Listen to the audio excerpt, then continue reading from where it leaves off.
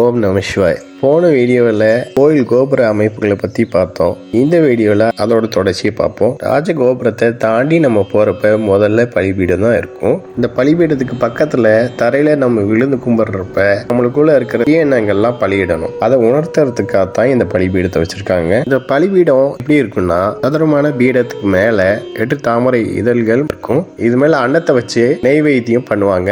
இந்த பலிபீடத்தை நம்ம தாண்டி போகிறப்ப ஒரு கொடிமரம் இருக்கும். தமிழ்ல இது கொடிமரம் சொல்லுவாங்க, வடமொழியில துவஜஸ்தம்பம் அப்படிம்பாங்க. இந்த கொடிமரம் நந்திக்கு எதிரிலேயோ இல்ல பின்புறத்திலயோ இருக்கும். இது வரைக்கும் நம்ம பார்த்த இந்த பலிபீடமும் சரி, கொடிமரமும் சரி, நந்தி பவனும் சரி, நேரா மூலவரை பார்த்த மாதிரியே தான் இருக்கும். நேர்கோட்டில் அமைஞ்சிருக்கும். இந்த கொடிமரம் அதோட உயரம் விமானத்துக்கு சமமாகவோ அப்படி இல்லாட்டி விமானத்தோட முதல் அடுக்குக்கு சமமாகவோ இருக்கணும். இந்த கொடிமரத்தை 3 பகுதிகளாக வச்சிருப்பாங்க. முதல் பகுதி சதுரமான பகுதி, 2வது பகுதி 8 கோண பகுதி, 3வது பகுதி உருண்டையா தடிமனா உயரமான மரம். இப்ப நம்ம பார்த்த இந்த சதுரமான பகுதி பிரம்மனையும், 8 கோணத்துல இருக்கிற பகுதி பெருமாளையும், உருண்டையா தடிமனா உயரமா இருக்கிற அந்த பகுதி சிவனையும் குறிக்கிறது. இந்த கொடிமரத்துக்கு மேல குறுக்கு கட்டைகள் இருக்கும், 3 கட்டைகள் இருக்கும். அந்த 3 கட்டையும் எதை குறிக்குதுன்னா, இச்சாசக்தி, கிரியாசக்தி, ஞான சக்தி, இது 3ஐயும் குறிக்கும். அந்த கட்டைக்கு